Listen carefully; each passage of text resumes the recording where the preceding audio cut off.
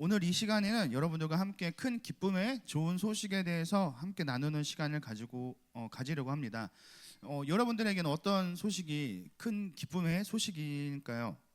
평소에 가지고 싶었던 그 선물을 부모님이 사주신다고 약속을 하시면 아마 여러분들에게는 아마 큰 기쁨의 소식일 것 같습니다. 아니면 이제 짝사랑하는 친구들이 여러분들에게 있는데 그 친구가 여러분에게 나도 너 좋아한다 이렇게 얘기하면 굉장히 기쁨의 소식이 되겠죠. 아니면 이제 고3 우리 수험생 친구들은 이제 자신이 이제 지원한 학교에 이제 좋은 합격했다 이런 소식을 들으면 아마 기쁨의 큰 좋은 소식이 될 겁니다.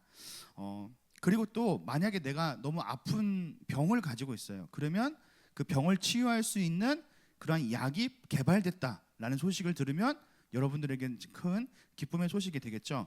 아마도 사람마다 처해 있는 상황이 다르기 때문에 기쁨의 소식도 아마 사람마다 좀 다를 것 같습니다. 그런데 이러한 기쁨의 소식이 성경에도 기록이 되어 있습니다. 그 성경에 기록된 것을 복음이라고 하는데 한자어로 복된 소식이다, 복된 소리다 라는 의미를 갖습니다.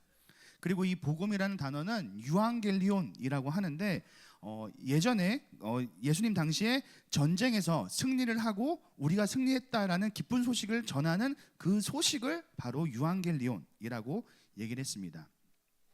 오늘 본문을 살펴보면 가장 먼저 등장하는 사람들이 있는데 바로 밤에 목자들이 자기의 양떼를 지키고 있었다라고 이야기를 하고 있습니다. 우리가 구약 성경을 통해서 살펴본 목자들은 매우 신실한 사람이라는 것을 알고 있습니다.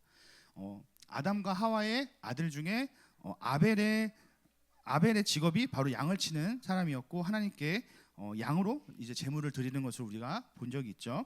그리고 아브람과 이삭과 야곱 역시 양을 치는 목축을 하는 사람이었고 이스라엘을 애굽에서 이끌어낸 그 지도자 모세 역시 목축을 하는 사람이었고 목자로서 생활을 했고 이스라엘의 두 번째 왕인 다윗 역시 양을 치는 그러한 생활을 했습니다.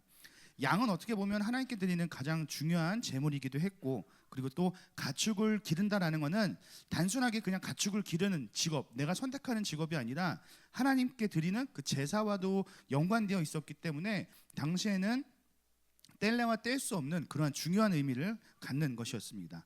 그리고 예전에 그리고 성경에서 목자들에 대한 여러 가지 특징들이 있는데 첫 번째는 당시에 굉장히 천대받는 직업이었다라는 것입니다. 기본적으로 가축을 기르기 위해서는 한 곳에 정착을 할 수 없어요. 왜냐하면 가축들이 풀을 뜯어 먹으면 그곳에 풀이 없겠죠. 그러면 다른 곳으로 이사를 가야 되기 때문에 한 곳에 정착을 할 수 없습니다. 그렇기 때문에 늘 떠나야 하는 준비를 해야 했던 사람들이 바로 목자들이었습니다. 그래서 사람들은 목자를 기피했습니다. 두 번째는 늘 위험에 노출되어 있었던 사람들이 바로 목자들이었는데 사나운 맹수가 언제라도 내가 기르고 있는 그 양들을 공격할 수 있기 때문에 밤낮 늘 조심하고 경계해야 되는 사람이 바로 목자였던 사람이죠. 그리고 세 번째는 시간이 매우 많이 필요한 사람들이 바로 목자였다라는 것입니다. 수많은 가축들을 이끌고 다녀야 되기 때문에 매우 많은 시간이 소비가 되었고 그렇기 때문에 다윗 같은 경우에는 그 시간을 통해서 하나님께 수금으로 찬양을 드리는 모습도 우리는 성경을 통해서 볼 수 있죠. 어떻게 보면 이렇게 다양한 특징을 갖는 직업이 바로 목자들이었는데 이 사람들은 어떻게 보면 당시에는 가장 외면받는 사람, 오늘날에는 사람들이 기피하는 직업을 가진 사람들이 바로 목자였다라는 것입니다. 그런데 오늘 성경을 보면 그런 사람들에게 복음이 가장 먼저 전해졌다라는 것을 우리가 알 수 있습니다. 그 이유는 바로 복음이라는 것은 이러한 사람들을 위해서 이 땅에 전해진 것이기 때문입니다. 마가복음 2장 17절을 제가 읽겠습니다. 예수께서 들으시고 그들에게 이르시되 건강한 자에게는 의사가 쓸데가 없고 병든 자에게라야 쓸데 있느니라. 나는 의인을 부르러 온 것이 아니요 죄인을 부르러 왔노라 하시니라. 이렇게 말씀하시죠. 예수님께서 이 세상에 오신 것은 돈이 많고 권세를 가진 부자들을 위해서 아니면 율법을 잘 지키는 사람들을 위해서 이 땅에 오신 게 아니에요. 바로 죄인을 위해서 이 땅에 오셨다라고 성경에서는 이야기하고 있습니다. 예수님께서 이 땅에 오신 가장 중요한 사명은 무엇이냐면 바로 우리의 죄를 사해 주시기 위해서 오셨다는 거예요. 우리의 죄를 예수 그리스도의 그 의로 덮어주시기 위해서 이 땅에 오셨다라는 것이죠. 그래서 복음의 핵심, 가장 복된 소식, 기쁜 소식의 가장 중요한 점은 무엇이냐면 예수님을 통해서 우리가 용서받을 수 없는 죄가 바로 사함을 받았다라는 사실이 바로 복된 소식입니다. 다시 말하면 악한 세력이 바로 예수 그리스도를 통해서 우리가 승리하게 되었다라는 것이 바로 복음의 핵심이라는 거죠. 구절을 보면 주의 영광이 그들에게 비추자 그들에게 나타나는 모습은 크게 두려워하는 모습이 나타납니다.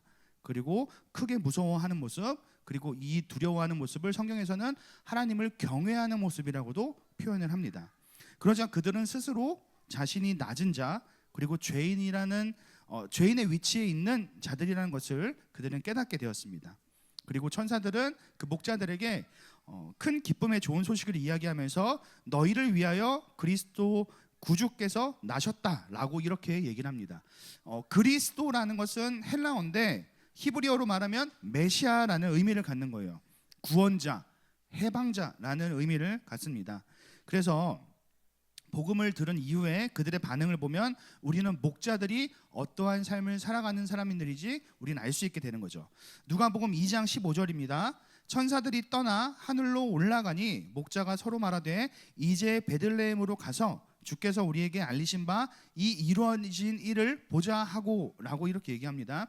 천사들이 복음에 대해서 목자들에게 얘기를 했어요. 자, 그러자 그 목자들은 그렇구나, 굉장히 좋은 소식이 일어났네, 이렇게 그냥 감탄하고 넘어간 것이 아니라 바로 그들은 그 복된 소식을 듣자마자 베들레헴으로 가서 메시아가 탄생하는 그 순간을 눈에 담고자 했습니다. 그들은 이미 메시아가 베들레헴에서 태어날 것이라는 사실도 이미 알고 있었습니다. 단순하게 그렇기 때문에 오늘 본문에 나온 목자들은 그냥 단순하게 불쌍한 사람들, 아니면 좋지 않은 직업을 가진 사람들이 아니라 우연하게 그냥 양을 치다가 그냥 얻어 걸려서 그냥 천사들을 만난 그런 사람들이 아니라 바로 복음을 위해서 양떼를 지키고 있었고 밤중에서도 메시아를 기다렸던 목자들이라는 것이죠. 그렇기 때문에 천사가 사라지자 16절에 그들이 어떻게 움직이게 되었냐면 누가복음 2장 16절 17절입니다. 빨리 가서 마리아와 요셉과 구유에 누인 아기를 찾아가서 보고 천사가 자기들에게 이 아기에 대하여 말한 것을 전하니라고 얘기를 하죠.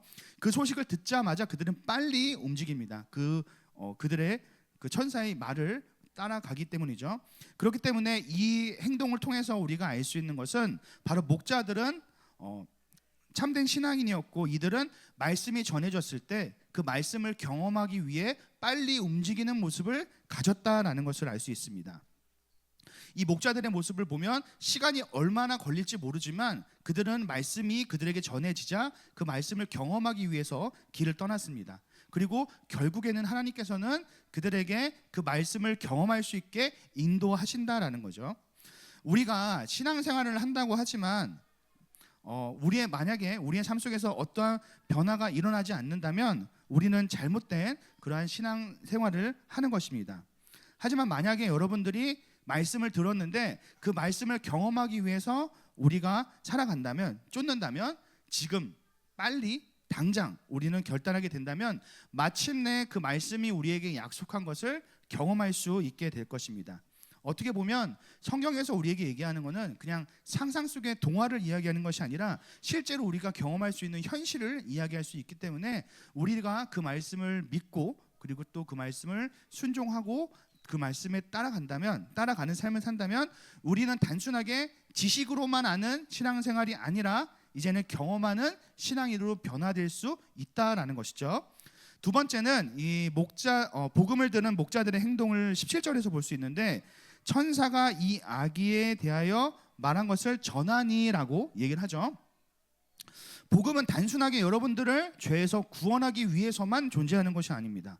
바로 우리가 성경을 통해서 만난 그 수많은 사람들, 참된 복음을 접한 사람들은 단순하게 나 구원받았다, 이게 끝이 아니에요. 그 이후에 그들은 자신이 받은 복음을 다른 사람들에게 전하는 모습이 나타나게 되었습니다. 그것은 바로 복음을 들은 자는 복음을 경험한 자가 되었기 때문에 이제는 그 복음을 경험했기 때문에 증인으로서 이 세상을 살아갈 수 있게 되었다라는 겁니다. 신약 성경을 보면 가장 큰 변화가 일어났던 사람은 바로 사도 바울이 아닌가 생각을 할 수 있어요. 그렇기 때문에 여러분들 역시 만약에 복음을 들었다면, 만약에 복음을 경험했다면 그 경험한 복음을 세상에 전할 수 있는 그러한 사람이 되어야 합니다. 그런데 그 복음을 전하는 그 소리를 듣고 많은 사람들이 놀랍게 여겼다라고 성경에서는 기록하는데, 성경에서는 한 사람을 또 주목하고 있어요. 19절입니다. 마리아는 이 모든 말을 마음에 새기어 생각하니라 라고 얘기를 하죠. 누가복음 1장을 보면 그 전에 천사가 마리아에게 나타나서 네가 앞으로 성령으로 잉태하게 될 것이다 라고 이렇게 얘기한 사건이 있어요. 그런데 믿음이라는 것은 정해진 고정값이 아니라 늘 변하는 변수라는 거예요. 정해진 값이 아니라 늘 변동한다라는 거죠. 1시간 전에 여러분들이 믿음이 좋았어요. 그렇다고 지금 여러분들이 믿음이 좋은 게 아니에요. 지금 믿음이 갑자기 흔들릴 수가 있다라는 거예요. 아마도 마리아도 그랬을 것 같아요. 그래서 처음 천사를 만나고 그 소식을 들었을 때는 그 안에 굉장히 큰 믿음이 존재했었겠지만 몇 달의 시간이 지나면서 그의 마음속에는 불안한 마음도 생겨났을 겁니다. 그런데 그러던 와중에 이제 목자의 입을 통해서 전해지는 그 복음의 소식을 그 마리아는 어떻게 받아들였냐면 하나님의 말씀으로 받아들였고, 그녀는 그 말씀을 들음과 동시에 그녀의 마음속에 확실한 믿음이 생겨나게 되었다는 겁니다. 우리 안에 믿음이 생겨날 수 있는 것은 내가 결단했을 때 믿음이 생겨나는 것이 아니라 바로 우리가 말씀을 들을 때 우리 안에 믿음이 생겨날 수 있게 됩니다. 주변에 나를 생각하는 사람들, 나를 위로해 주는 사람들이 이야기를 한다고 해서 내 마음이 치유가 되고 회복이 되는 것이 아니라 바로 있는 그대로의 말씀이 나의 안에 온전하게 자리 잡을 때, 우리 안에 마음속에 말씀이 새겨지게 될 때 우리 안에는 정말 참된 믿음이 생겨나게 되는 거죠.